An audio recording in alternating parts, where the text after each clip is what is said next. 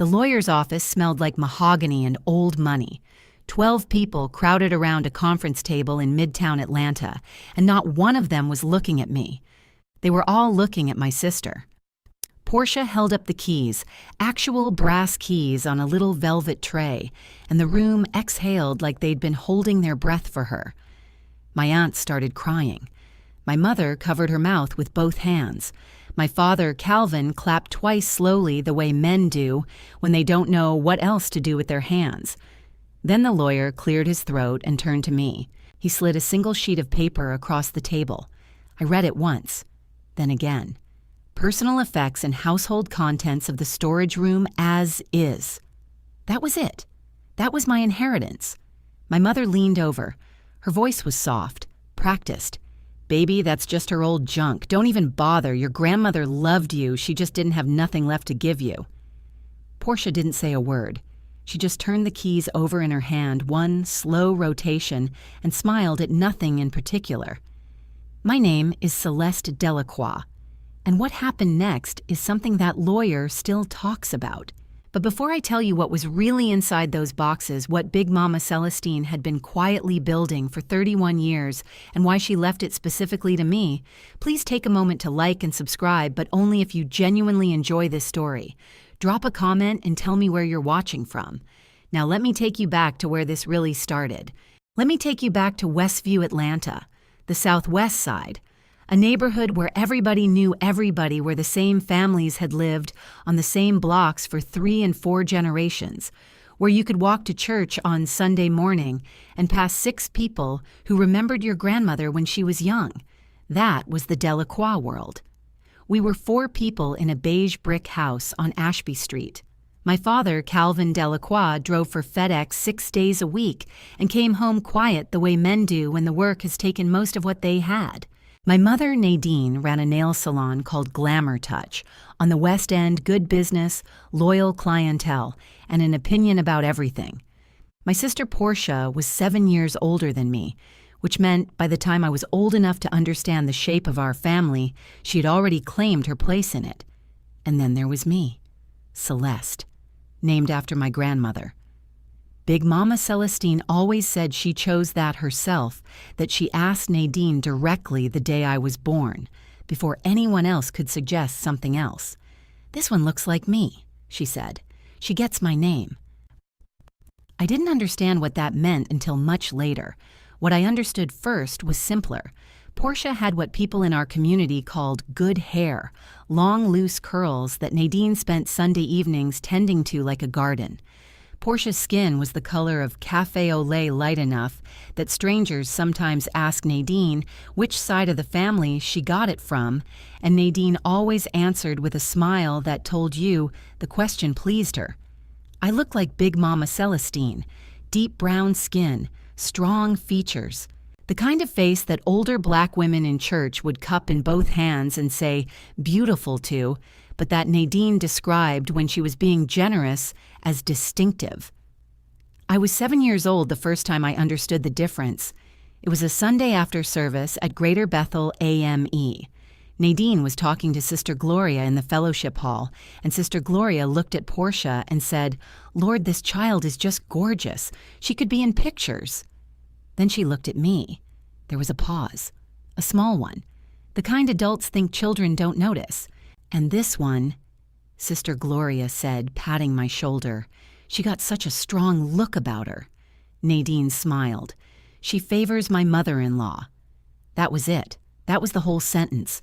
I ate my red velvet cake and didn't say anything, but I filed it away the way children file things quietly, completely, in a place they don't fully access until they're grown. The Delacroix family ran on 2 currencies, church and appearances. Greater Bethel AME was where you were seen. Where you wore your best and spoke carefully and let people know your family was doing well, was raising good children, was holding it together. Nadine understood this completely. She dressed Portia in coordinating outfits for every service.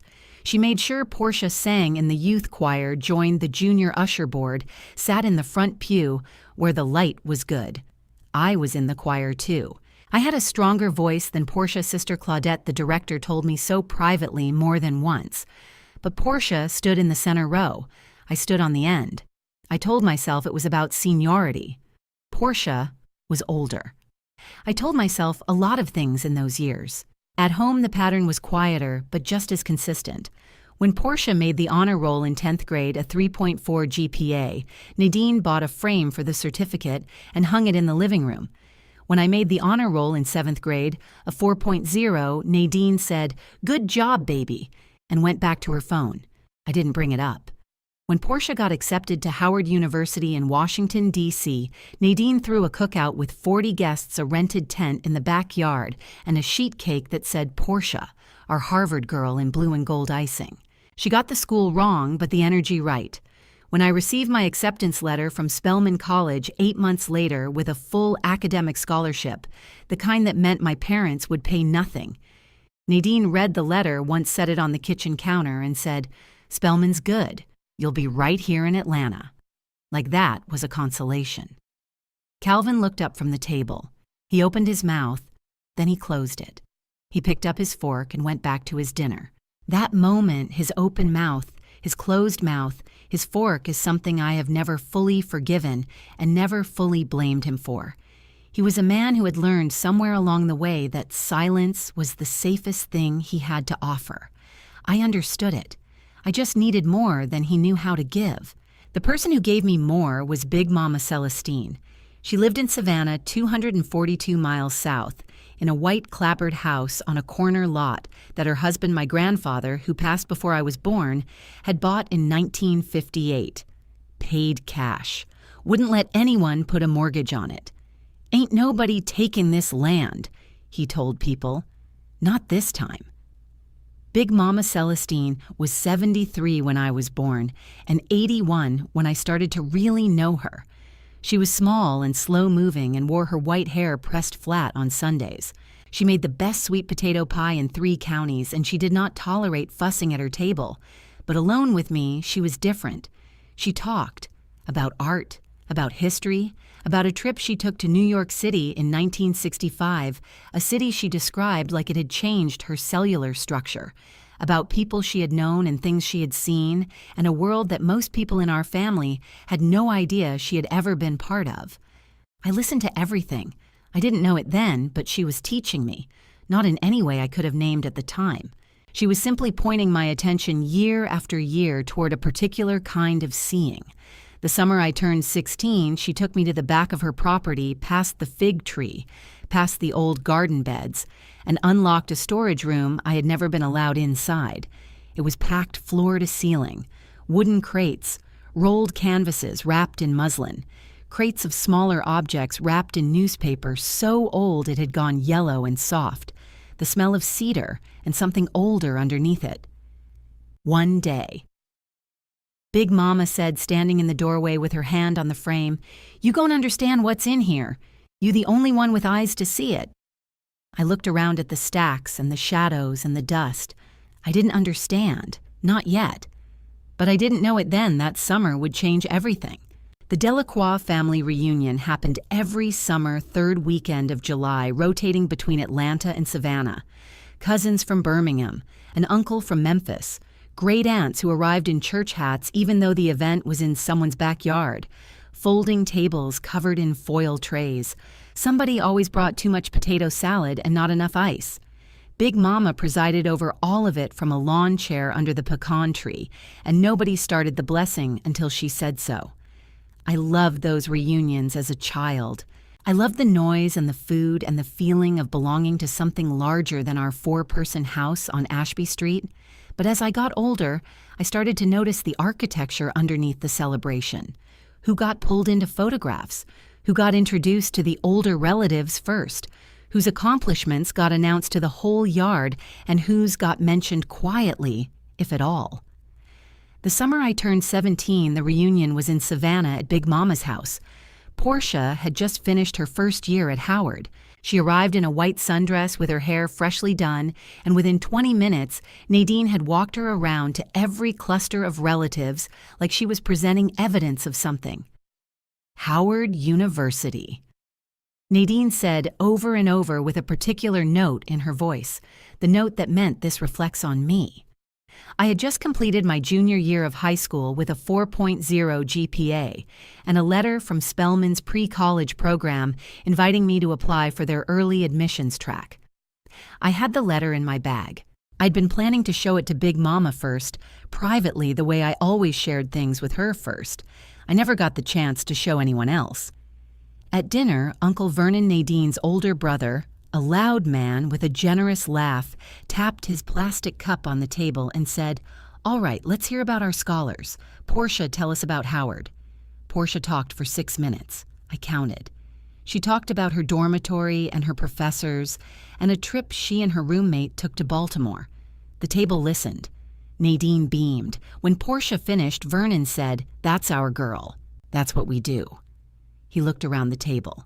His eyes passed over me like I was part of the scenery. The subject changed to someone's new baby in Birmingham. I ate my collard greens and said nothing. Later that night, Big Mama found me sitting on the back steps alone.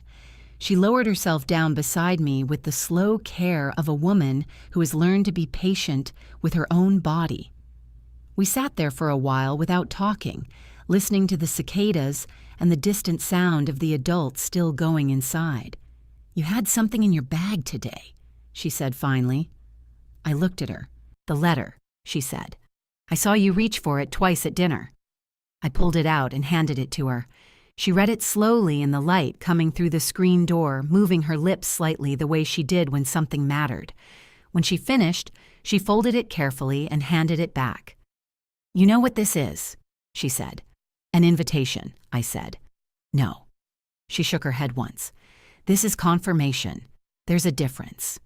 She patted my knee. "Don't you wait for this family to confirm what God already has." I didn't fully understand what she meant, but I kept the letter, and I kept the feeling of her hand on my knee. Both of them carried me through a lot of what came next. 2 years later, I started at Spelman on a full academic scholarship. Nadine told people I was at school in Atlanta, the way she might mention I had gone to the grocery store. No cookout, no sheet cake, no tent in the backyard. Portia's Howard acceptance had cost my parents $12,000 in the first year alone tuition gap, after financial aid plus housing, plus the shopping trip Nadine took her on before move-in. I know the number because I found the credit card statement once by accident in the kitchen drawer where Nadine kept bills she hadn't filed yet. $12,000. My scholarship covered everything. Room, board, tuition fees.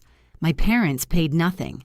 And somehow, in the accounting of our family, that made my achievement smaller, as if the fact that I had earned it completely meant it required less celebration, as if need was the thing that made something worth honoring.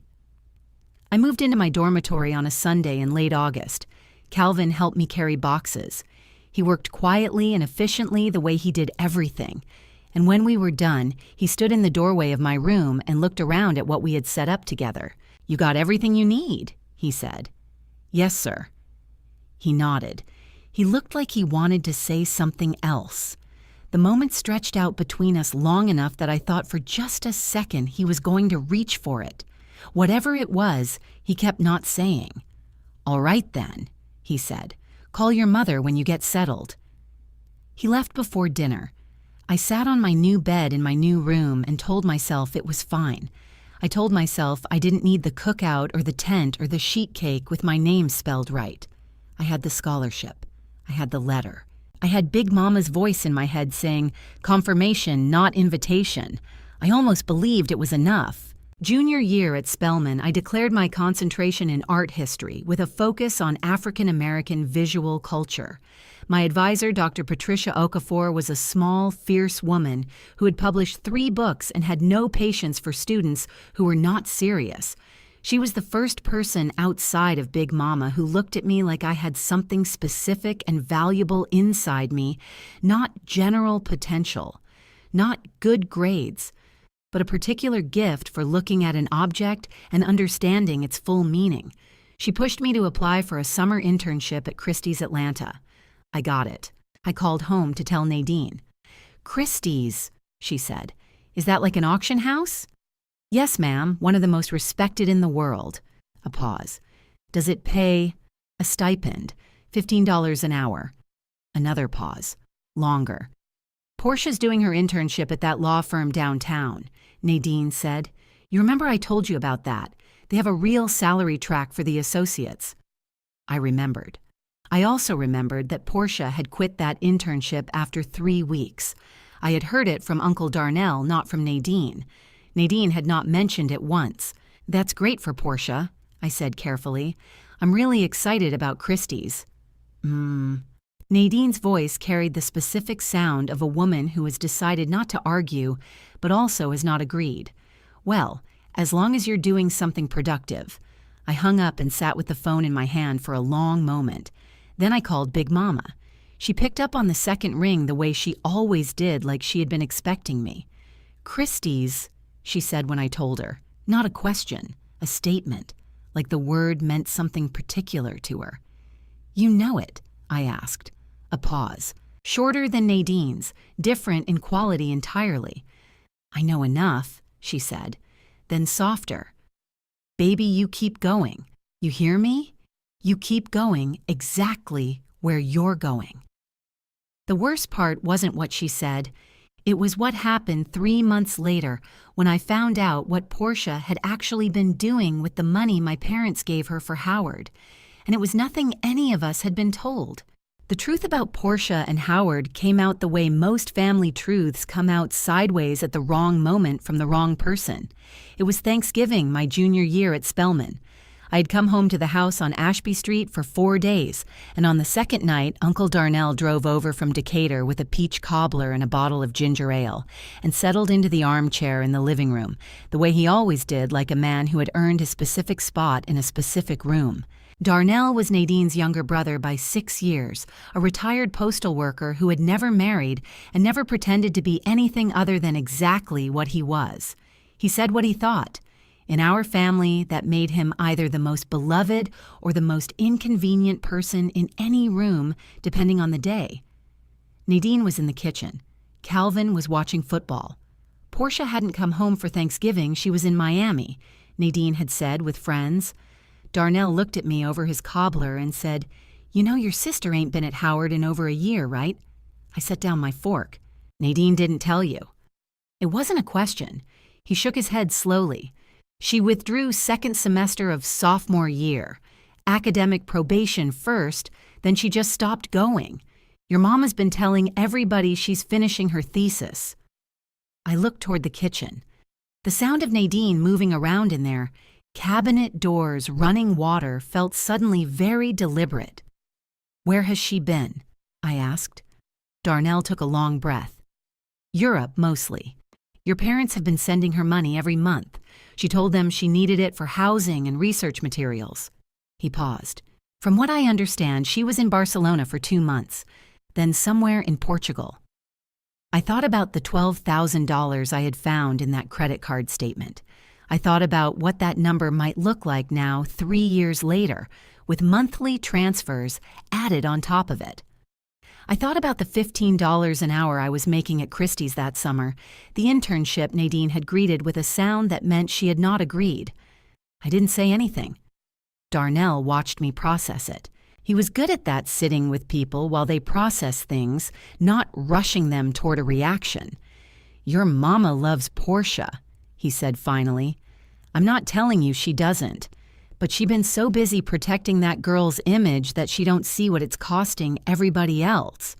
He looked at me directly, including you. I nodded once. Big Mama knows, he added. She's known for a while. I called Big Mama that night from my childhood bedroom with the door closed and the television on low so nobody could hear. She confirmed everything Darnell had told me. Quietly, without drama, the way she delivered most hard things. Why didn't you tell me? I asked. Wasn't mine to tell, she said. That's between your mama and your sister and whatever accounting they gon' have to do with each other one day. A pause. What is mine to tell you is this. Don't you let their choices become your ceiling. You hear me? What they do or don't do has got nothing to do with what you're building. I just don't understand how they can keep pretending. Baby. Her voice was gentle but final. People protect what they love even when protecting it is hurting it. That's not wisdom. That's just what people do. You can understand it without excusing it. I lay on my childhood bed staring at the ceiling, the same ceiling I had stared at for 18 years, and I thought about the word she had used, building. As if I were constructing something piece by piece that could not be taken from me because I was the one laying every brick. It was the first night I started to think about my life that way. The following spring, I graduated from Spelman with honors. The ceremony was held on campus a warm Saturday in May, with the kind of blue sky that feels like a promise. 3,000 guests filled the lawn. The choir sang. The speaker talked about legacy and service and the shoulders we stood on. My family came, all 4 of them, which surprised me. Calvin wore his good suit. Nadine wore a yellow dress and took photographs on her phone. Portia stood slightly apart from the rest in oversized sunglasses, looking at something on her own phone for most of the ceremony. When they called my name, Celeste Marie Delacroix, graduating with honors concentration in art history, I walked across that stage and I looked out at the crowd. I found them in the 3rd row. Calvin was clapping, steady, earnest clapping. The same 2 slow claps from the lawyer's office years later, I would realize. It was simply the only volume he knew. Nadine was smiling. A real smile, I think. One of the genuine ones. She had the ones that appeared when she forgot for a moment to measure everything against something else. Portia had put her phone down. And Darnell, Uncle Darnell, who had driven 40 minutes in traffic and worn a tie for the first time in what looked like several years, was on his feet. He was the only one standing. He put 2 fingers in his mouth and whistled the way old men from the South do, sharp and carrying, and several people around him turned to look, and he did not care even slightly. I laughed out loud on that stage. A real laugh surprised out of me. After the ceremony, while Nadine was organizing a photograph by the fountain, Darnell pulled me aside and pressed an envelope into my hand. Inside was a card and $300 in cash money I knew he did not have in abundance, and a photograph I had never seen before, black and white, slightly yellowed at the edges, a woman standing in front of a gallery in Harlem. A sign above the door read, Threadneedle Gallery, and below it, in smaller letters, Exhibition of Contemporary Negro Art, 1965. The woman in the photograph was young, maybe 25, and she was looking directly at the camera with an expression that was not quite smiling, but was something better than smiling. It was the expression of a person who knows exactly where they are and exactly why they belong there. I recognized her immediately. Big Mama Celestine, 50 years younger, in a city 2,000 miles from Savannah, standing in front of a gallery like she owned the sidewalk beneath her feet. She went every year, Darnell said quietly, watching me look at the photograph. From 1963 to 1971. She knew people, Celeste. Artists, collectors, dealers, people whose names you would recognize from your textbooks. He paused. She never talked about it much, but she never forgot it either. I looked up at him. Why are you telling me this now? He smiled. A slow, deliberate smile, the smile of a man who has been waiting for the right moment for a long time. Because you're the only one in this family who would know what it means, he said. Your grandmother wasn't just a church woman. She was somebody. And she saw the same somebody in you from the day you were born. He nodded toward the photograph. Keep that safe. I slipped it back into the envelope. I did not know it then, but that photograph and what it pointed to was the first piece of a puzzle Big Mama had been assembling for 31 years. A puzzle she built in silence in a storage room in Savannah, waiting for the one granddaughter who would know how to read it. 6 weeks before she passed, she called me late on a Tuesday evening. Her voice was tired but clear. Baby, she said, I made sure they can't take what's yours. I just need you to be the one to find it. I asked her what she meant. She said, you'll know when it's time. She was right. Big Mama Celestine passed on a Thursday morning in early November in her own bed in her own house, the way she had always said she intended to. She was 89 years old. She had lived in that white clapboard house on the corner lot in Savannah for 61 years. She had outlasted a husband, 2 sisters, and more grief than she ever put into words. The hospice nurse, who had been coming 3 times a week, told us afterward that in her final hours, Big Mama had been peaceful, that she had held the nurse's hand at one point and said clear as anything, "I finished what I started." That's all anybody can ask. None of us knew what she meant by that. I thought I might, but I kept it to myself. The funeral was held at Greater Bethel AME in Atlanta, not Savannah, because Big Mama had wanted to come home one last time, back to the church, where she had been a member for 40 years, where her name was on a plaque in the fellowship hall for her decades of service to the Women's Auxiliary. The sanctuary held 340 people, and it was full. Standing room at the back, folding chairs in the side aisles. People came from everywhere. Old neighbors from Savannah. Former students she had tutored during the civil rights years. She had never mentioned that to us, and we found out only when a man in his 70s stood up during the open remarks and talked about how Miss Celestine had taught him to read at age 9 in her kitchen on Thursday evenings because the public school wouldn't take him seriously. A woman from New York sent flowers with a note that said simply, "She changed the way I see." Nobody in our family knew who she was. I sat in the front pew between Calvin and Darnell and listened to person after person describe a woman I recognized completely and a woman my immediate family seemed to be encountering for the first time. Nadine cried, genuine tears. Whatever her faults, she had loved Big Mama in her own way, the way people love fixtures, things that have always been there and are only understood as precious in the moment of their removal. Portia sat on the other side of Nadine in a black dress and dark glasses, composed in the way people are composed when they are mostly thinking about how they appear. I did not cry during the service. I cried the night before, alone in my apartment in Atlanta, with the photograph Darnell had given me at my Spelman graduation propped against the lamp on my nightstand, the young woman in front of the Harlem Gallery, the expression that was better than a smile. I said goodbye to her then, privately, the way she would have wanted.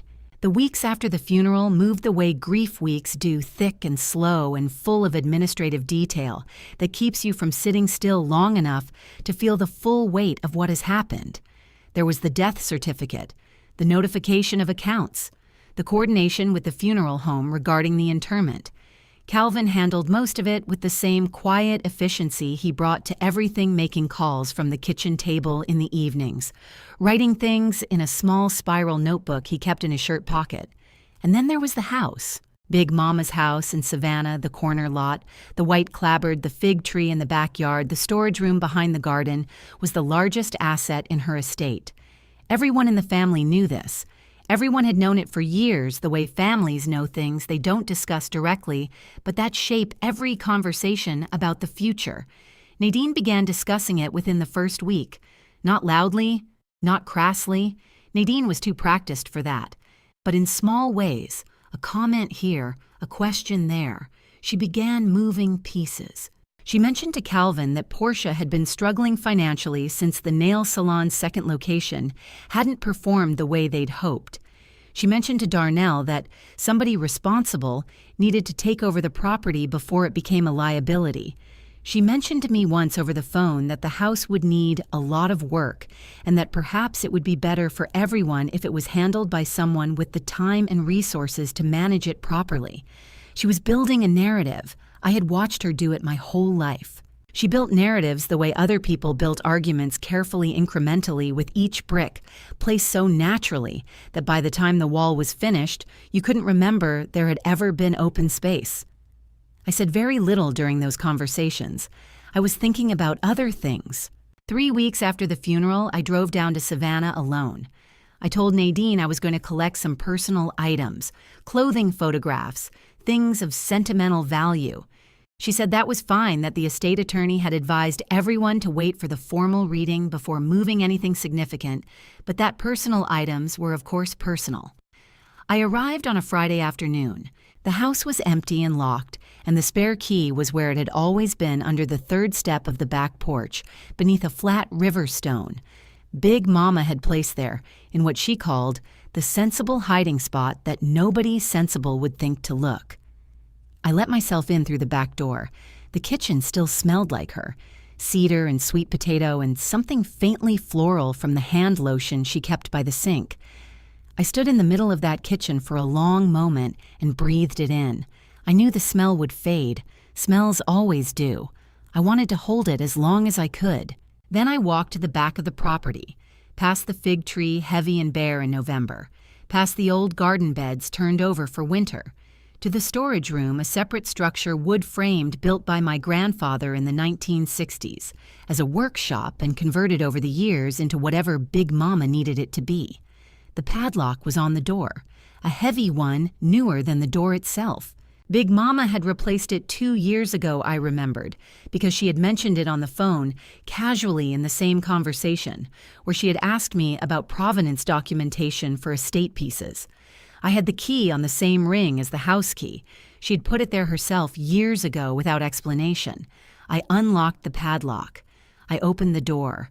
The smell hit me. First cedar and old paper and something dry and particular that I recognized from work. The smell of objects that have been carefully preserved, not neglected. Preserved. There is a difference. And after 4 years at Christie's, I knew it in my body before I knew it in my mind. I reached for the light switch. A single bulb came on overhead, and I stood in the doorway and looked at what Big Mama Celestine had built. Floor to ceiling, wall to wall, wooden crates stacked with care, rolled canvases in muslin sleeves, labeled in her handwriting on small paper tags. Flat files, actual flat files, the kind used in professional storage that she must have had delivered and assembled herself, or with someone's help, someone who knew what they were for. Smaller objects wrapped in acid-free tissue, the kind you order, specifically the kind that costs more than regular tissue paper, and that a woman in Savannah with no formal training in conservation would only know to use if someone had told her. Someone had told her. I walked in slowly. I moved along the first row of crates, reading the tags in her handwriting. Dates, locations, names I couldn't fully process yet in the low light, but names, artist names, names that made my breath go shallow. And then I saw the frame. It was leaning against the far wall, partially wrapped, one corner exposed. A gilded frame, ornate with a particular pattern of acanthus leaves, in the molding a pattern I had seen once before in a Christie's catalog from 1968 that Dr. Okafor had assigned as a primary source document in my junior seminar. I knew that frame, not the painting inside it, the frame itself. I crouched down in front of it. My hands were steady at first. Then they were not. I recognized that frame. I had seen that exact gilded pattern in one context only. And if the painting inside it was what the frame suggested it might be, if the provenance held, if the documentation was there, if Big Mama had done what I was beginning to understand she had done, then what I was looking at was not junk. It was not close to junk. My hands started shaking. I did not touch the painting that night. I stood in front of it for a long time, maybe 10 minutes, maybe 20. I lost track, and I looked at the exposed corner of the frame, and I thought about everything I knew, and everything I did not yet know, and everything I was afraid to assume before I had evidence. This was something Dr. Okafor had drilled into me at Spelman, and Christie's had reinforced every single day. Assumption is the enemy of appraisal. You see what is in front of you. You document. You verify. You follow the provenance chain, link by link, until it either holds or it breaks. You do not decide what something is worth before you have done the work. I took 3 photographs of the exposed frame corner with my phone. Close, steady, good light from the overhead bulb. Then I locked the storage room behind me, went back into Big Mama's kitchen, sat down at her table, and called my colleague Marcus Webb at Christie's Atlanta. Marcus was the senior specialist in American art. He had been at Christie's for 19 years and had handled more estate appraisals than anyone else in the Southeast Division. He was also critically a man who did not get excited easily. In 4 years of working alongside him, I had seen him remain perfectly composed in the presence of a confirmed Romare Bearden and a disputed Jacob Lawrence. He was not given to drama. When I sent him the 3 photographs and he called me back 11 minutes later, his voice had a quality I had never heard in it before. "Where are you right now?" he said. "Savannah, Big Mama's house. Is the piece secure?" "Locked storage. I have the only key." A pause, longer than his pauses usually were. "Celeste." Another pause. "Do not move that piece. Do not let anyone else into that room. I am going to make some calls tonight, and I want to come down there with you on Monday. Can you stay until Monday?" I looked around Big Mama's kitchen, the hand lotion by the sink, the sweet potato pie tin she kept hanging on the wall as decoration because she said it reminded her to stay humble about her gifts. "I can stay," I said. I spent the weekend in that house alone. During the day, I worked methodically through the storage room, photographing everything not touching, not unwrapping, just documenting the exterior of every crate and every package with the systematic thoroughness Christie's had trained into me. I made a preliminary inventory in a notebook I found in Big Mama's kitchen drawer, working in the order the items were arranged, which I noticed the longer I worked was not random. Big Mama had organized this room, not haphazardly the way people store things they intend to forget, deliberately, with a logic that became clearer the more time I spent inside it. The flat files were labeled by decade. The crates were grouped by medium works on canvas together, works on paper together, 3-dimensional objects in a separate section near the back wall. The smaller wrapped items were arranged on shelving that someone had built specifically for the room custom depth. Custom spacing, the kind of shelving you commission when you know exactly what you are storing. Big Mama had not done this alone. She had help, professional help at some point from someone who understood what these objects required. On Saturday evening, I found the first document. It was in the bottom drawer of the flat file unit nearest the door, a manila folder acid-free labeled in Big Mama's handwriting, records.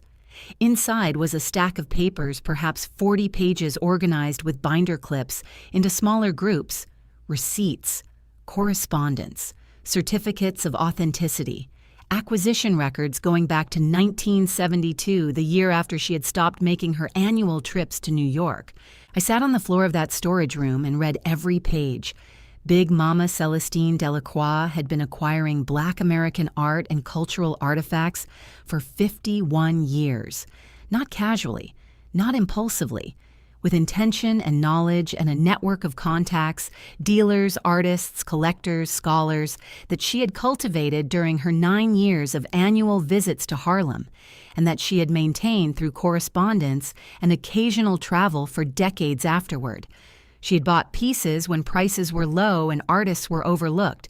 She had accepted gifts from artists who trusted her. She had purchased estate items from families who needed liquidity and did not know what they had. She had known exactly what she had. Every acquisition was documented.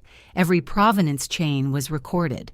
Some of the certificates had been issued by institutions I recognized immediately: the Smithsonian, Howard University's Gallery of Art, 2 private dealers whose names appeared regularly in Christie's American art catalogs. The folder at the very back of the stack was different from the others. It was sealed with a strip of tape and labeled not with a date or a category, but with a single word in handwriting slightly less steady than the rest, written I understood more recently when her hands had begun to lose their sureness. The word was Celeste. I peeled the tape back carefully. Inside was a letter, 4 pages handwritten in the voice I knew better than almost any other voice in my life. I will not share all of it here. Some of it belongs only to me. But the part that matters, the part that broke something open in my chest and rebuilt it in the same motion, said this: I watch this family overlook you the same way the world overlooked our artists. Beautiful things dismissed because the people doing the dismissing didn't have the eyes or the patience to understand what they were seeing. I collected these pieces because I believed they deserved better than to be forgotten.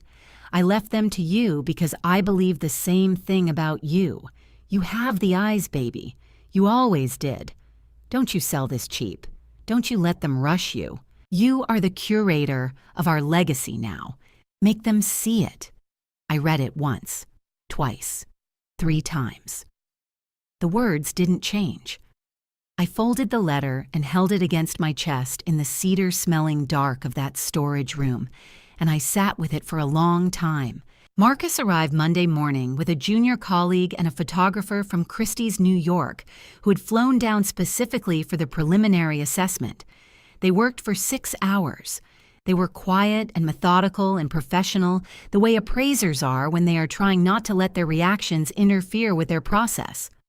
At 4 in the afternoon, Marcus found me in Big Mama's kitchen, where I had been drinking coffee and waiting with the particular stillness of a person who already knows the answer, but needs to hear it said out loud. He sat down across from me. He opened his folder. He turned it around so I could see the preliminary figures he had written at the bottom of the first assessment page, rough estimates subject to full verification, incomplete pending provenance confirmation on several pieces. I looked at the number. Marcus watched my face. The tanner alone, he said quietly, is going to change everything. But it's not just the tanner Celeste, it's the breadth, it's the documentation. It's the fact that she kept every single record. This is not a collection. This is an archive. This is a legacy. He paused. Your grandmother knew exactly what she was doing. I nodded. I could not speak for a moment. What do you want to do? He asked. I looked down at the preliminary figure on that page. Then I looked up at Marcus.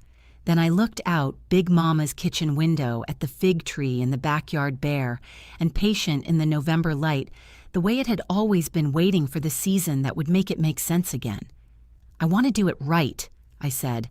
I want to do it the way she would have wanted. No rushing, full documentation, full provenance verification. And when it's ready, I paused. I want Atlanta to see it. Marcus nodded slowly. Then that's what we'll do. I stood up from that kitchen table.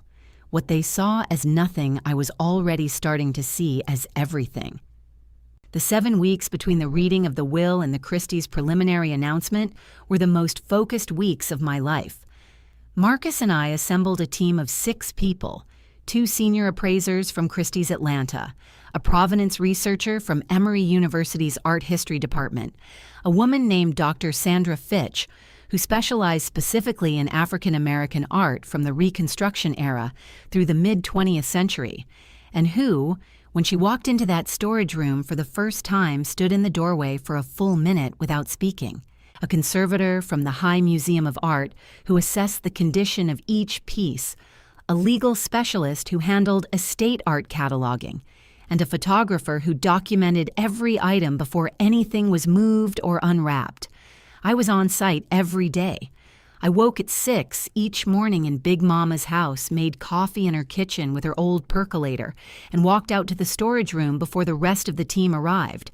I did this not because I needed to do anything before they came, but because I needed those few minutes alone in that room. With her. With what she had built. I talked to her sometimes in those quiet early mornings, out loud quietly the way you talk to people who are no longer there, but whose presence has not fully left the rooms they loved. I told her what we were finding. I told her when something made me catch my breath. I told her when a provenance chain confirmed cleanly and when one required more digging. I believe she already knew.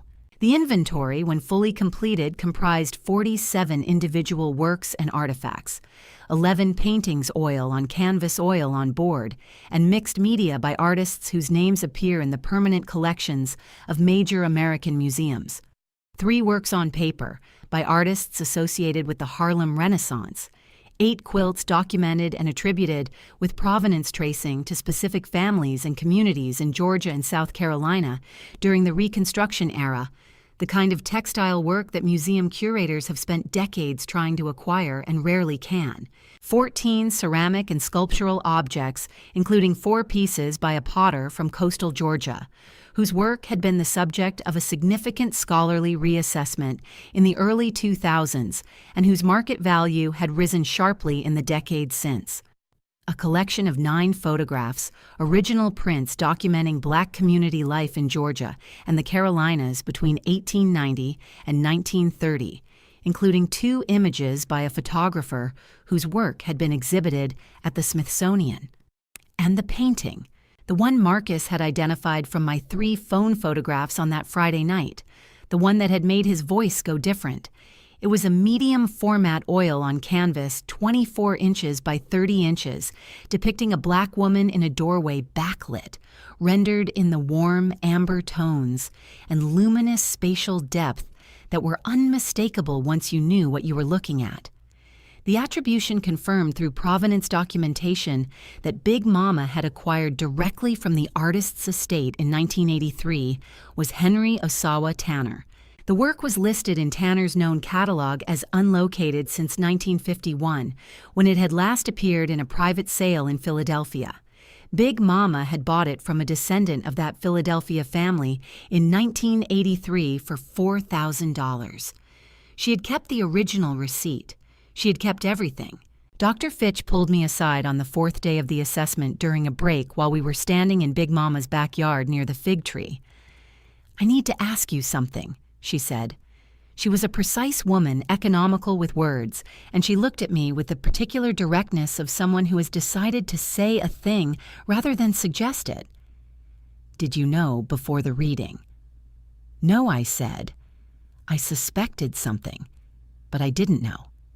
She nodded slowly. "Your grandmother was extraordinary. I want you to understand that in the full professional sense of the word. This collection, the breadth of it, the documentation, the preservation, this is the work of someone who understood what she was doing at the highest level. She wasn't a hobbyist. She wasn't a sentimental collector. She was a scholar." A pause. She just never had the credential that would have made people treat her like one. I thought about that for a long time after she said it. I thought about it every day for the rest of those 7 weeks. Big Mama Celestine had built a life's work, serious, rigorous, historically significant, in a storage room in Savannah, without institutional support, without academic recognition, without anyone in her immediate family knowing what she was doing or taking it seriously enough to ask. She had done it the way Black women have always done the things that matter quietly, consistently, in the margins of the lives other people assign to them, building something real in the space between what the world offered and what they knew they deserved. I was her granddaughter. I had her name. I understood now what that meant. The reading of the will happened on a Tuesday morning at Morton & Associates, Midtown Atlanta. 12 people in a conference room. The lawyer, a careful man named Robert Morton, who read each clause with the measured pace of someone who has delivered news like this many times and knows that pace matters, worked through the estate systematically. The Savannah house and the primary financial assets went to Portia. When the lawyer announced the appraised value $312,000, Nadine exhaled audibly. Portia's hand went to her mouth. The room softened with the collective relief of people who had been waiting for a particular outcome and received it. Then the lawyer turned to me. He read the clause. "To my granddaughter, Celeste Marie Delacroix, I leave all personal effects and household contents of the storage room located at the Savannah property to be transferred as is in their entirety, with all associated documentation." The room went quiet for 4 seconds. I counted. Then Nadine leaned over and patted my hand. "Baby, that's just her old junk. Don't even bother. Your grandmother loved you. She just didn't have nothing left to give you." Portia turned the brass keys over in her hand. One slow rotation. She did not look at me. I looked down at the piece of paper the lawyer had slid across the table, and I thought about Marcus's voice on the phone that Friday night. I thought about Dr. Fitch standing in the doorway of the storage room without speaking. I thought about Big Mama's letter folded in the inside pocket of my jacket, which I had carried every day since I found it. I thought about the number at the bottom of Marcus's preliminary assessment page, and for the first time in 29 years, I smiled in a room full of people who had never once expected me to. I called the storage company from the parking lot before I reached my car. "Cancel Thursday," I said. "I need access starting tomorrow morning. I'll be there at 7. Then I called Marcus. He picked up on the first ring. "It went the way we thought," he said. "Exactly the way we thought." "Good." I could hear him already moving, already thinking. "I'll call Christie's New York tonight. We're ready to move to the next phase." I stood in that parking lot in the thin winter light, phone in hand, and I looked up at the Atlanta skyline, the city where I had been born and overlooked and underestimated, and quietly, completely invisibly prepared for exactly this moment. 7 weeks of work, 6 people, 47 pieces, 1 collection, 1 legacy. The Christie's specialist flew in from New York on a Tuesday. When she walked into that storage room and saw what I had laid out, every piece documented, every provenance file organized, every conservation report completed, the tanner centered on the display easel Marcus had brought down from the Atlanta office, she stopped walking. She stood in the entrance of that storage room in Savannah in November light, and she did not speak for a full 45 seconds. Then she turned to me. "Who was she?" she said. I smiled. "She was my grandmother," I said. "And she was somebody." Christie's Atlanta announced the sale 4 months after the preliminary assessment. The press release went out on a Wednesday morning. By Thursday afternoon, it had been picked up by the Atlanta Journal-Constitution, the New York Times arts section, and 3 separate publications that covered African American art and cultural history specifically. By Friday, it had been shared widely enough that strangers were tagging me in posts I had not written, attaching photographs of Big Mama's pieces alongside headlines that used words like landmark and historic and long overlooked. The official title of the sale was the Celestine Delacroix Collection, 5 Decades of African American Art and Cultural Heritage. I had chosen that title myself. Marcus had suggested something more institutional. I told him no. I told him her name went first. Her name went on everything. The preview exhibition opened 2 weeks before the auction. Christie's devoted their entire Atlanta gallery to it, all 3 rooms, white walls, careful lighting, the kind of installation that communicates before a single word is read that what you are looking at matters. The quilts were mounted with archival backing and lit from above. The photographs were enlarged and framed in simple black. The ceramics were displayed on custom pedestals with placards that included not just the artist's name and date, but a paragraph of context, who they were, where they worked, why their work had been overlooked for so long, and what that overlooking had cost the historical record. The tanner was in the center room, alone on its wall. No other pieces flanking it. Just the painting, the label, and the provenance documentation displayed in a case beside it, including Big Mama's original 1983 receipt, $4,000, in her handwriting, framed under museum glass. I stood in front of that receipt on the opening night of the preview, and I thought about $4,000. I thought about what $4,000 had meant to a woman in Savannah in 1983, the faith it represented, the vision, the certainty that she was right about something the rest of the world hadn't caught up to yet. She'd been right for 40 years before anyone else arrived at the same conclusion. The preview was open to the public for 10 days. On the 3rd day, a reporter from the Atlanta Journal-Constitution named James Osee spent 2 hours with me in the gallery for a feature piece. He was a careful interviewer, the kind who listens more than he talks and waits out the silences rather than filling them. We stood in front of the tanner for most of the conversation. He asked me when I first understood what my grandmother had built. I told him about the storage room, the cedar smell, the frame corner in the low light, my shaking hands. He asked me what I thought Big Mama had wanted people to understand about this collection. I thought about her letter, about the sentence that had stayed with me every day since I read it in that storage room on a November evening with the overhead bulb swaying slightly in a draft. She believed these artists deserved better than to be forgotten, I said. She believed that beautiful things dismissed by people without the patience to understand them don't stop being beautiful. They just wait. I paused. She was a patient woman. She taught me that patience is not passive. It's a form of certainty. The piece ran on a Sunday. The headline was, "She called it junk. Her granddaughter called it a legacy." I did not call Nadine to tell her about the article. Nadine called me. The conversation was short. She said she had seen the piece. She said the photographs were beautiful. She said Big Mama would have been proud. I said thank you and told her I needed to get back to work. After I hung up, I sat with the phone in my hand for a moment and registered with some surprise that I felt nothing complicated. No residual hunger for her approval. No relief at receiving it. Just a clean, quiet neutrality, the emotional equivalent of a cleared table. Something had finished.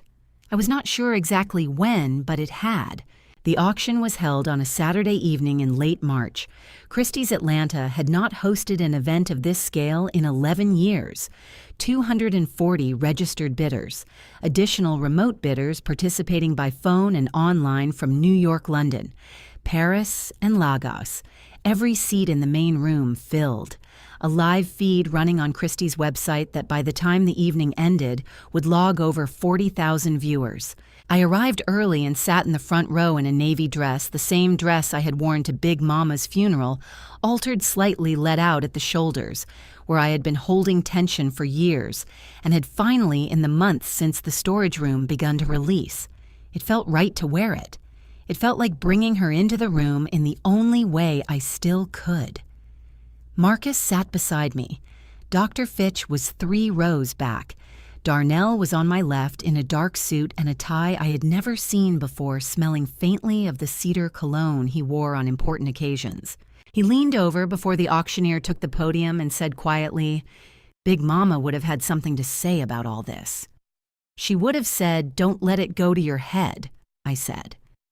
He laughed low and genuine, the laugh of a man who had known her well enough to know that was exactly right. The sale opened with the smaller pieces. The ceramics, the works on paper, each lot found its number with the steady momentum of a well-prepared sale, bidding clean and purposeful. The room attentive. The auctioneer working with the practiced efficiency of someone who has done this thousands of times and knows when a room is ready. The quilts drew significant bidding. 2 of them went to museum representatives, 1 to the Smithsonian, 1 to the Birmingham Civil Rights Institute, and when the hammer came down on the second one, a woman in the 4th row began to cry quietly. I noticed her, but did not look away from the podium. There would be time to feel all of it later. Right now, I needed to be present. The photographs went in the 2nd hour. The Harlem Renaissance works on paper in the 3rd. Then the room shifted. The auctioneer announced Lot 37, the Tanner. The image appeared on the screens at the front of the room, the amber light. The woman in the doorway, the depth and warmth of it, filling the projection in a way that even the best photography had not fully captured. Several people in the room inhaled audibly. The woman in the 4th row pressed her hand to her mouth again. The auctioneer opened bidding at $300,000. Within 90 seconds, it had passed $700,000. Within 3 minutes, it had crossed $1 million. The room had gone from conversational to cathedral silent. Paddles moved. Phones were relayed back and forth between bidders and their representatives. The auctioneer's voice remained level professional, but I watched his hands on the podium, and I could see the effort that levelness was costing him. 1,200,000, 1,400,000, 1,500,000. A pause. The auctioneer scanned the room. 3 active bidders, remaining 1 in the room, 2 on phones. He called for advances. The room held its breath. 1,600,000, 1,700,000. The bidder on phone 1 dropped. The bidder in the room, a collector. I did not recognize a man in his 60s in a dark jacket who had been absolutely still throughout, raised his paddle one final time. The Phone 2 representative shook her head. The auctioneer raised his gavel. He opened his mouth to call it, and then he stopped. He gripped the edge of the podium with both hands. His assistant stepped forward from the side of the stage. The auctioneer held up one finger, the universal signal for one moment, and reached for his water glass with a hand that was not entirely steady. He drank. He set the glass down. He looked at his assistant. He asked Christie's New York to confirm the final figure. Twice. The assistant nodded. The room was so quiet I could hear the ventilation system. The auctioneer straightened. He found his voice. He called the final number $1,700,000 and brought the gavel down. The room erupted. I sat in the front row in my navy dress with both hands folded in my lap, and I did not move. I let the sound wash over me, the applause, the voices, the energy of 240 people processing something they had not expected to witness tonight. I let it be as large as it was. Then I reached into my jacket pocket and touched the folded letter. 4 pages. Big Mama's handwriting. The words I had read 3 times in a cedar-smelling storage room in November and had carried every day since. Make them see it. I had. My phone rang at 11:47 that night. It was Nadine. I let it go to voicemail. Then Portia called, then Nadine again.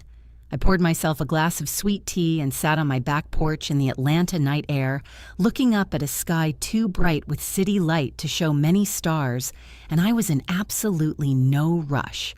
They came on a Sunday. I had not responded to the calls. Not Nadine's, not Portia's. Not the 3 texts from Nadine the following morning that began with "baby" and ended with "we need to talk." I had read each one and set my phone face down on the kitchen counter and gone about my day, made coffee, watered the plants on my windowsill, reviewed provenance files for the foundation paperwork I had begun drafting the week before. I was not avoiding them out of cruelty. I was simply, for the first time in my life, not arranging myself around their schedule. They arrived at 11 in the morning without calling first. I heard the knock from my kitchen and knew before I opened the door, knew from the particular rhythm of it, 3 sharp knocks the way Nadine always knocked, like she was announcing rather than asking. I opened the door. Nadine stood on my doorstep in her good church coat, the burgundy one she wore when she wanted to communicate that an occasion was serious. Portia stood half a step behind her in a camel-colored jacket, oversized sunglasses pushed up on her head, her hands folded in front of her in a posture that managed to look both composed and uncertain. Nadine was holding a sweet potato pie in a ceramic dish covered with foil. The pie gave me pause. It was a real gesture, not a calculated one, or not only a calculated one. Nadine had made that pie with her hands. Whatever was underneath the gesture itself was real. "Can we come in?" Nadine said. I stepped back from the door. We sat in my living room. I did not offer coffee. I sat in the armchair across from the couch where Nadine and Portia settled, and I waited because I had learned long ago that in conversations with my mother, the person who spoke first conceded something, and I was done conceding things before I knew what they were worth. Nadine set the pie on the coffee table. She straightened it slightly the way she straightened things when she needed a moment to organize her thoughts. "We saw the article," she said. "We watched the auction online." I nodded. "Baby, what Big Mama built." She stopped, started again. "We had no idea. None of us had any idea." "I know," I said. A pause. "What she left you." Nadine's voice was careful now, moving through the sentence the way you move through a room in the dark, feeling for furniture. "It's something. It's really something." "It is," I said. Another pause. Longer. Portia shifted on the couch. She'd been looking at a point somewhere between the coffee table and the middle distance, and now she looked up at me directly for the first time since they had arrived. Without the sunglasses, her face was less composed than her posture suggested.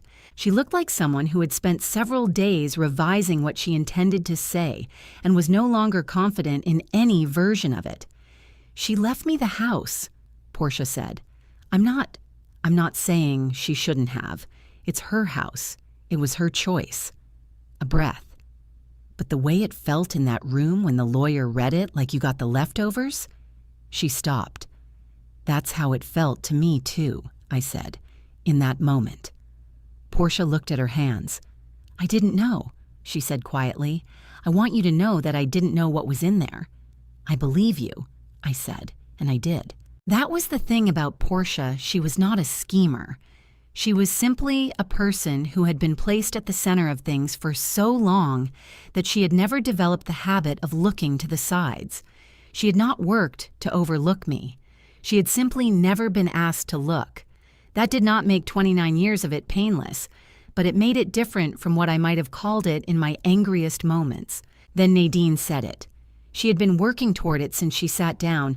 I could feel it building beneath the careful words, the way you feel weather coming before it arrives. "Baby, what's yours is ours. We're still family.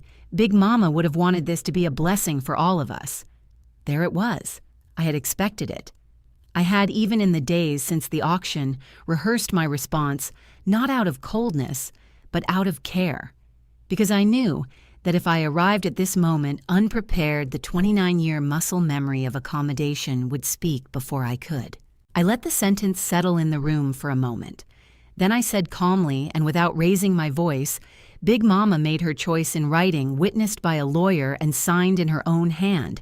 She gave you the house, Portia. She gave me the collection. That is the family blessing. That is what she decided." Nadine opened her mouth. "She documented everything." I continued before the interruption could land. "Every piece, every acquisition, every provenance chain. She was meticulous, intentional. She did not make a mistake, and she did not forget anyone. She made a choice." I paused. "I am going to honor that choice." "Celeste." Nadine's voice had shifted now, moving from careful to something with more pressure behind it. "We're your family. Blood. You told me for 29 years that I was less." I said it without heat, without volume, the way you state a fact that has been true long enough to stop requiring emotion.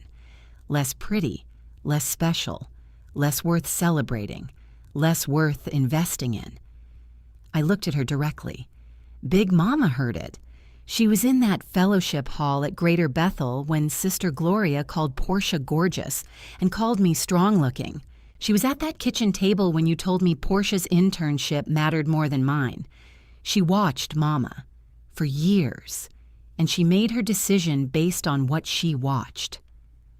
The room was very quiet. Nadine did not speak. I realized the first time I had ever seen my mother without a ready response. The silence on her face was not the silence of someone thinking.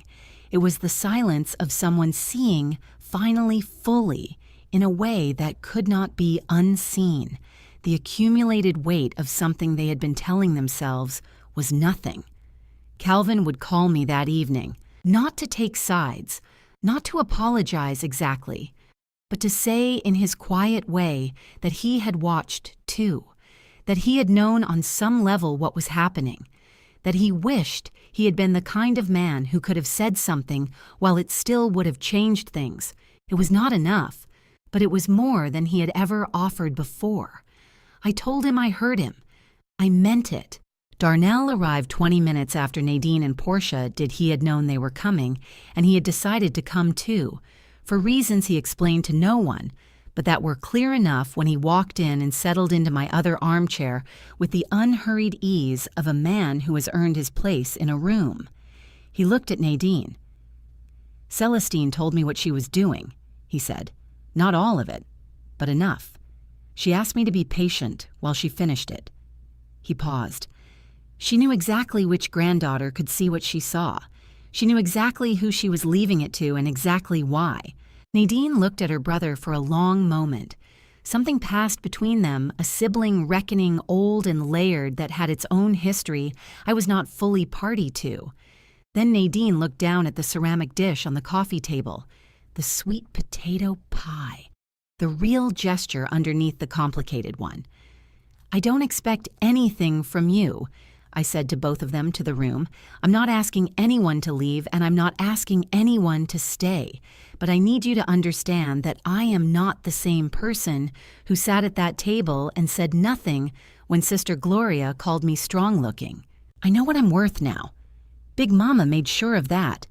I paused. "And I will not be going back to not knowing." Portia nodded once. A small nod. Genuine. Nadine said nothing. But she did not argue either, and from Nadine Delacroix in that moment, silence was the closest thing to acknowledgement I had ever received. They left an hour later, without the pie. I stood at my kitchen table after the door closed and cut myself a slice. Then a second one. I sat alone in my kitchen, fork in hand, looking out at the Atlanta skyline through my window.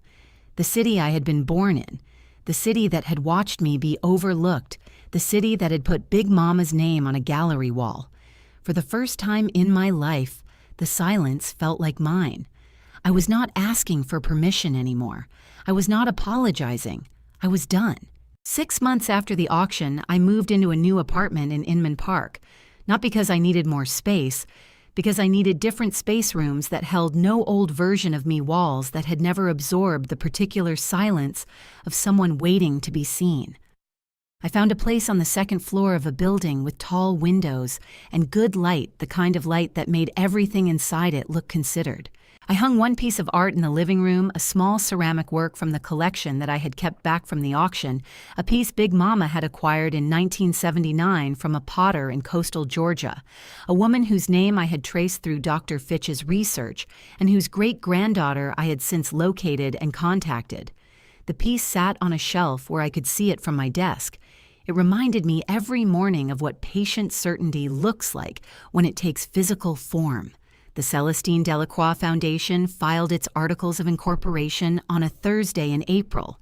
I had spent 3 months working with a nonprofit attorney and a board of advisors that included Dr. Okafor from Spelman, Dr. Fitch from Emery Marcus from Christie's, and Darnell, who accepted his board seat with the same unhurried ease with which he accepted everything as though he had simply been waiting to be asked. The Foundation's mission was specific to fund undergraduate students at Spelman College and Morehouse College, pursuing degrees in art history museum studies and cultural heritage preservation, fields that Black students were consistently steered away from, fields that produced the people who decided what got remembered and what got forgotten. Big Mama had understood the stakes of that decision for 51 years. I intended to make sure other people had the chance to understand it too. The first scholarship cycle opened in September. We received 47 applications. I read every one of them myself at my desk by the tall windows and the good light. I read them the way Big Mama had taught me to look at things, not for what they presented on the surface, but for what was underneath, what the person could see that others might miss, what they were building in the margins of the life they had been handed. We selected 3 recipients for the inaugural year. The award ceremony was held in the Fellowship Hall of Greater Bethel, AME, the same hall where Sister Gloria had called Portia gorgeous and called me strong-looking 32 years ago. I had chosen the venue deliberately, not out of bitterness. Out of something more precise than bitterness, the desire to put something new and true in a room that had held something old and false for too long. The 3 recipients sat in the front row, young women, all of them, 18 and 19 years old at the beginning of the years that would form them. One from Atlanta, one from Savannah, one from Birmingham, the daughter of a woman who had attended Greater Bethel, AME, as a child before her family moved north. I stood at the podium and looked at them, and I thought about the summer I turned 17, standing at the Delacroix family reunion with a letter in my bag that no one asked to see. I thought about Big Mama's hand on my knee. Confirmation, not invitation. There's a difference. I told them that. I told them what she had said to me on those back steps in Savannah, and what it had taken me years to fully understand, and what I now knew it meant in my body as well as my mind. I told them that the fields they were entering had been shaped for generations by people who did not see what they saw, and that this was not a disadvantage, it was a form of authority. that the overlooked eye, trained and trusted, was the most powerful instrument in any room. When I stepped back from the podium, the room applauded. Darnell was in the third row. He was on his feet before anyone else, the same way he had been at my Spelman graduation 11 years earlier, 2 fingers in his mouth, that sharp carrying whistle that made people turn and look and not quite understand why they were smiling. I laughed out loud at the podium. The same real laugh surprised out of me as the first time. After the ceremony, I walked through the fellowship hall to the back corridor and then out through the side door to the small courtyard behind the church. It was a cool evening in September, just beginning to turn toward fall, the kind of air that carries the memory of summer and the promise of something quieter ahead. There was a new bronze plaque on the courtyard wall. Greater Bethel AME had installed it 2 months earlier, funded by a gift from the foundation. It read, "In honor of Celestine Marie Delacroix, faithful member of this congregation for 40 years and keeper of what deserved to be kept." I stood in front of it alone for a while. I thought about the photograph, the young woman in front of the Harlem Gallery, the expression better than a smile, the certainty in her posture that she belonged exactly where she was standing. I thought about the storage room, the cedar smell, the flat files, the letter in the bottom drawer, the shaking hands. I thought about a $4,000 receipt framed under museum glass on the wall of a Christie's gallery, and a room of 240 people holding their breath, and a gavel coming down on a number that no one in my family had thought to ask about when they looked at a corner lot and a pile of old crates and called it settled. They had thought the story was over before I arrived at it. Big Mama had known it was only just beginning. Nadine and I talk on the phone some Sundays. Not every Sunday. Some. The conversations are shorter than they used to be, not strained exactly, but honest in a way that honesty sometimes makes things shorter. She asks about the foundation. I tell her. She says Big Mama would be proud. I say I think so too. We do not revisit the morning in the lawyer's office or the Sunday on my couch or the 29 years before either of them. Some things do not require revisiting. They just require carrying differently. Portia is finding her own way. She closed the second nail salon location and went back to school community college business management 2 evenings a week.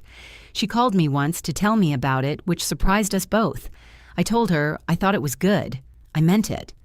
Calvin still calls on my birthday. He still says very little, but he calls.